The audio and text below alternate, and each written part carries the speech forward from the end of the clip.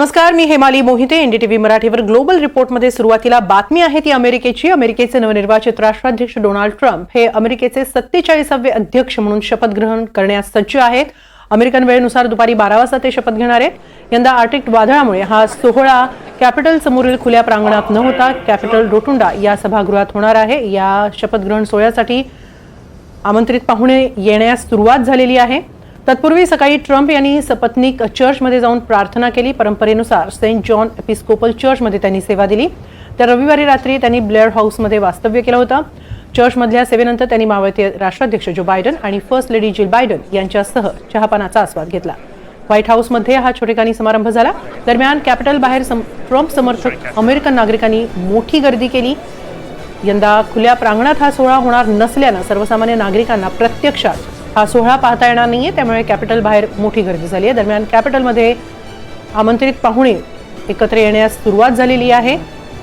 तत्पूर्वी सकाळी ट्रम्प हे त्यांची पत्नी मेलेनिया ट्रम्प आणि फर्स्ट लेडी मेलेनिया ट्रम्प यांच्यासह सेंट एपिस्कोपल चर्चमध्ये गेले आणि तिथे त्यांनी प्रार्थना केली.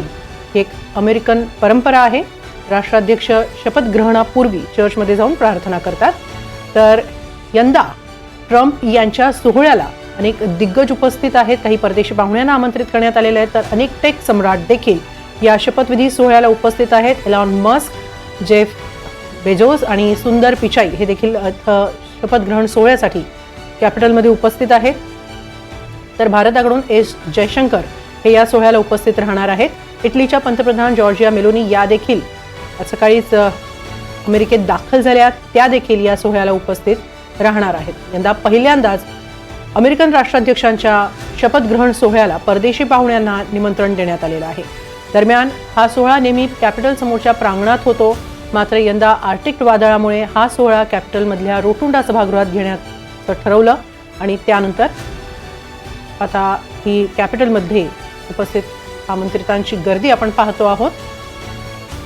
डोनाल्ड ट्रम्प यांना अमेरिकेतले मुख्य न्यायाधीश शपथ देणार आहेत. ट्रम्प हे त्यांची पत्नी मेलेनिया ट्रम्प यांच्या साथीनं शपथ घेणार आहेत.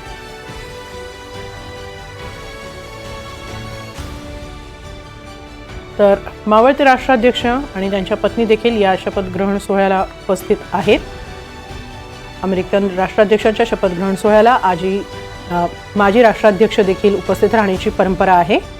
त्यानुसार बराक ओबामा हे देखील या सोहळ्याला उपस्थित आहेत.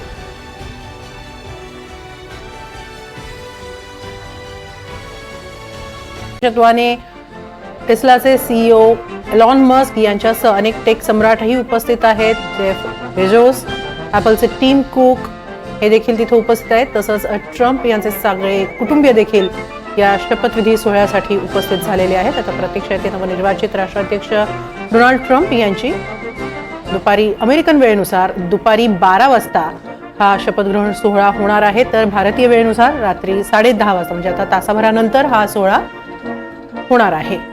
दरम्यान कॅपिटलचे रोटुंडा सभागृह आता पाहुण्यांनी खचाखच भरलेलं आहे. दरवर्षी हा सोहळा कॅपिटल समोरच्या खुल्या प्रांगणात होतो.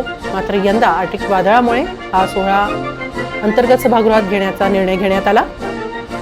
1985 मध्ये रोनाल्ड रीगन यांचा शपथग्रहण सोहळा देखील याच सभागृहात पार पडला होता.